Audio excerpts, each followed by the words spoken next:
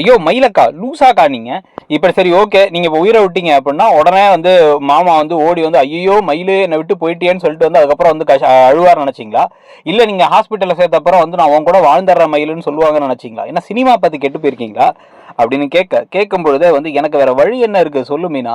ஏற்கனவே என் வாழ்க்கையில நான் பெரிய தப்பு மேல தப்பு மேல தப்பு செஞ்சுட்டேன். இந்த பக்கம் எங்க அம்மா எனக்கு சோறு போடுறது கூட யோசிக்கிறாங்க, அவ்வளோ கேவலமா பேசுறாங்க. எங்க அம்மாவுக்காக எங்க அம்மா என்கிட்ட திருப்பி திருப்பி வந்து தங்கச்சி வாழ்க்கைன்னு சொன்னதுனாலதான் அந்த பொய்யான கல்யாணத்துக்கே நான் ஒத்துக்கிட்டேன். இப்ப நான் கடைசியில கஷ்டப்பட்டு நிக்கிறேன், அவங்க ஏதோ வந்து என் மேல பழி போட்டுட்டு இருக்காங்க. இதெல்லாம் ஒரு பக்கம்னா இன்னொரு பக்கம் வந்து பார்த்தேன் அப்படின்னா வந்து மாமா என் மேல வெறுப்பு அப்படியே உமிழ்றாரு. அவர் முகத்திலே தெரியுது அவருக்கு என் கூட சேர்ந்து வாழ வேணான்ட்டு. நான் ஒரு குடும்பத்தையே கொண்டு போய் ஜெயில போட்டேன், எல்லாமே எனக்கு புரியுது. ஆனா நான் என்ன பண்றது, அதனாலதான் அப்படின்னு வந்து இவங்க சொல்லிட்டு இருக்க. அதுக்கு இதெல்லாம் தீர்வாகாதுக்கா, என் வீட்டுக்கு முதல்ல வாங்க அப்படின்னு இவங்க வீட்டுக்கு கூப்பிட்டு கிளம்பி போறாங்க. வீட்டுக்கு கிளம்பி கூட்டு போய் இவங்க வந்து அவங்களுக்கு காஃபி எல்லாம் கொடுத்து நீங்க ஒன்றும் கவலைப்படாதீங்கக்கா, நீங்க எல்லாம் சரியாயிடும், எது சரியாகுதோ இல்லையோ வாழ்க்கை மூவ் ஆகிட்டு தான் இருக்கணும் அப்படின்னு வந்து பேசிட்டு இருக்கிற அதே நேரத்தில் இப்போ இந்த சமயத்தில் செந்தில் வீட்டுக்கு வந்து ஒரு பெரிய ஷாக் வரதுக்கு முன்னாடியே இன்னொரு ப்ரெடிக்ஷனில் அந்த ஒரு பக்கம் சரவணனுக்கு திருப்பி அஞ்சலி கிட்ட இருந்து கால் வருது. எனக்கு மனசே கேட்கல சரவணா, என்னாச்சு ஃபோன் பண்ணுறேன்னு சொன்னீங்க, என்ன பிரச்சனை, ஏன் வந்து உனக்கும் ஒய்ஃப்க்கும் சண்டை போடாதீங்க. நான்லாம் சண்டை போட்டு சின்ன சின்ன பிரச்சனையாகி கடைசியில் டிவோர்ஸ் ஆகி உட்காந்துருக்கேன், தனியாக பிரிஞ்சு வாழ்ந்துக்கிட்டு இருக்கேன். அந்த மாதிரி இருக்கிறது ஒரு கொடுமை தெரியுமா அப்படின்னு வந்து சொன்னதுக்கப்புறமா வந்து அதெல்லாம் ஒன்றும் இல்லை அஞ்சலி, அது ஒன்றும் இல்லை, சின்ன விஷயம் தான், நீ எதுக்கு தேவையில்லாமல் கால் பண்ணிகிட்டு இருக்க, நான் அப்புறமா பேசும்போது நான் பேசுகிறேன், இப்போ நான் வேலையாக இருக்கேன் அப்படின்னு ஃபோனை வச்சிடுறாரு. ஃபோனை வச்சதுக்கப்புறமா சரி சரவணா எனக்கு உன்ட்ட சொல்லணும்னு தோணுச்சு, நான் என்ன எவ்வளோ நாள் இருப்பேன், எவ்வளோ நாள் உங்ககிட்ட வந்து இதெல்லாம் வந்து சொல்ல முடியும்னு தெரில, என் வாழ்க்கை தான் அப்படி ஆயிடுச்சு, உன் வாழ்க்கை இப்படி நல்லா இருக்கட்டும் அப்படின்னு சொல்லணும்னு தோணுச்சு, நீ நல்லா இருக்கங்கிறத பார்த்துட்டு போயிடணும்னு நினச்சேன், அவ்வளோதான், நீ பார்த்து பத்திரமா இரு, சந்தோஷமா இரு அப்படின்னு ஒரு வாய்ஸ் நோட்டை அனுப்பிட்டு அவங்க போயிடுறாங்க. இவர் ஒன்று வந்து இவர் இப்போ தான் கடை வேலையெல்லாம் பார்த்துட்டு இந்த வாய்ஸ் நோட்டை கேட்காமலே இருந்தவர் கொஞ்ச நேரம் கழித்து பாண்டியன் போனதுக்கப்புறமா என்னது எதுக்கு அஞ்சலி வாய்ஸ் நோட் அனுப்பியிருக்கான்னு கேட்டால் அதில் வந்து நான் போயிடுறேன், நான் வந்து இதுக்கப்புறம் இருக்க மாட்டேன், நான் போகிறதுக்கு முன்னாடி உன்ட்ட சொல்லணும்னு நினச்சேன் அப்படின்னு சொன்ன வார்த்தையெல்லாம் அவர் ஒரு மாதிரி குறைஞ்சிக்கிட்டே இருக்குது. அவங்க அப்பா வந்து இங்கே பாண்டியன் திருப்பி வந்துடுறாரு, வந்துட்டு என்னடா ஆச்சு அப்படின்லாம் எல்லாம் கேட்டுக்கிட்டு இருக்க, எல்லா வேலையும் செஞ்சுட்டேன்ப்பா, லோடெல்லாம் இறக்கி வச்சிட்டேன் அப்படின்னு பேசிக்கிட்டு இருந்தாலும் கூட அவருக்கு மனசு எல்லாமே வந்து அஞ்சலி என்ன இப்படி சொன்னான், அஞ்சலிக்கு என்ன ஆச்சு அப்படின்னு ஒரு பக்கம் தோணிக்கிட்டே இருக்க. சரி ஓகே போய் பாட்டு வந்துடுவோம் அப்படின்ட்டு அப்பா ஒரு சின்ன வேலை, ஒரு டெலிவரி ஒன்று கொடுக்கணும்னு நினச்சேன், அதை கொடுக்காம விட்டேன், நான் போய் கொடுத்து வந்துடுறேன்ப்பா அப்படின்னு ஒரு பைய எடுத்து கிளம்பி போயிட்டு வாடா இல்லை நான் வேணா ஆள் வேற யாராச்சும் கூப்பிட வேடா அப்படின்னா இல்லைப்பா நான் பார்த்துக்கிறேன் அப்படின்னு நேராக கிளம்பி அஞ்சலி வீட்டுக்கு போய் வாசலில் போய் நிற்கிறாரு.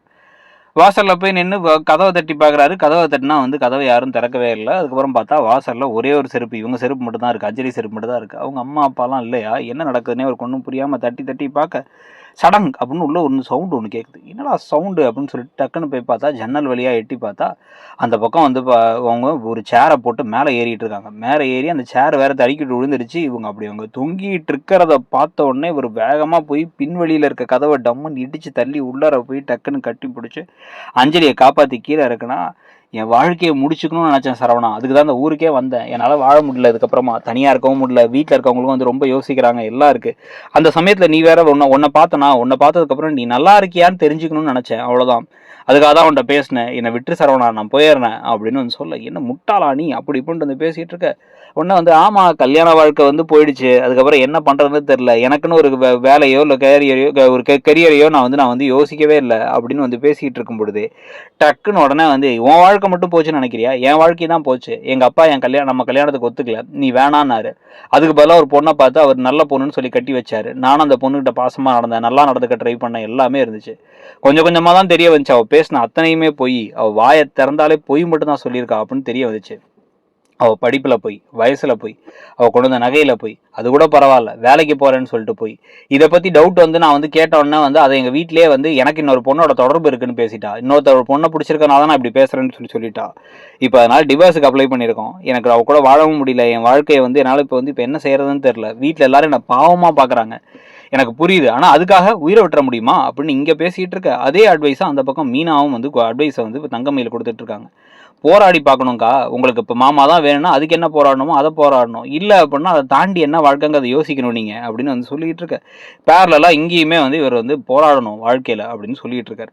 ரெண்டு பேரும் மாற்றி மாற்றி அதே விஷயத்த பேசிகிட்டு இருக்கும் பொழுதே டக்குன்னு இப்போ அடுத்த அதிரடியாக வந்து பார்த்தீங்க அப்படின்னா வந்து இப்போ அஞ்சலி வந்து நிஜமாவே அப்போது நீ டிவோர்ஸுக்கு அப்ளை பண்ணிட்டியா அப்படின்னா ஆமாம் சீக்கிரமாகவே கிடச்சிரும் நம்புகிறேன், அவள் சொன்ன பொய்க்கு ஃப்ராடு தனத்துக்கு எல்லாத்துக்கும் நாங்கள் எங்கள்கிட்ட ப்ரூஃபே இருக்குது கொடுத்துட்டோம், கொடுத்துட்டா எனக்கு கிடச்சிட்டா நிம்மதி ஆகிடுவேன் அப்படின்னு சொல்லிட்டு இருக்கும் பொழுதே வந்து அப்படியே பார்த்துட்டே இருக்காங்க. பார்த்துட்டே ரெண்டு டக்குன்னு கட்டி பிடிச்சிக்கிறாங்க அஞ்சலி. கட்டி பிடிச்சோன்னே இவருக்கு என்ன பண்ணுறதுன்னு தெரியாமல் இவரும் கட்டி பிடிச்சிட்டு இருக்கும் போதே வந்து இதுக்கு நம்மளே ஒன்றா இருந்திருக்கலாம்ல சரவணா, வாழ்க்கையில் அது இது ஸ்டேட்டஸ் அது இதுன்னு பேசி எங்கள் குடும்பம் உங்கள் குடும்பம்னு என்னென்னவோ பேசுனதுக்கு நம்ம ஒன்றா இருந்தால் இதெல்லாம் நடந்திருக்காதுல்ல அப்படின்னு அவங்க கட்டி பிடிச்ச மாதிரியே கேட்க, கரெக்டு தான் இல்லை அஞ்சலி, எனக்கு உன் கூட இருக்கும் போது இருக்கிற நிம்மதி அவ கூட இருந்ததே இல்லை. ஏதோ ஒன்று தப்பாக இருந்துச்சு, ஆனால் அதை மீறி நான் நல்லா நடந்துக்க ட்ரை பண்ணேன். ஆனால் எல்லாமே மோசமாக போயிடுச்சு, என் வாழ்க்கையே ஒன்றும் இல்லாமல் போயிடுச்சு அப்படின்னு அவர் பேசிக்கிட்டு இருக்கும் போதே இவங்க ரெண்டு பேரும் கட்டி பிடிச்சி நின்றுக்கிட்டு இருக்காங்க.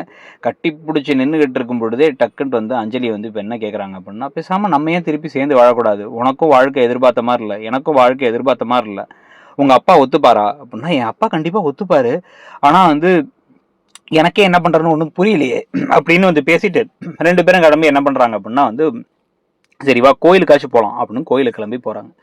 போயிட்டு எனக்கு மனசு ரொம்ப கஷ்டமாக இருக்குது, நான் தப்பான ஒரு முடிவு எடுத்துருக்க கூடாது அப்படின்னு அஞ்சலி புலம்பிகிட்டே இருக்க நேராக கோயிலுக்கு போகிறாங்க. கோயிலில் போய் ரெண்டு பேரும் ஒன்றா உட்காந்து பேசிக்கிட்டு இருக்காங்க.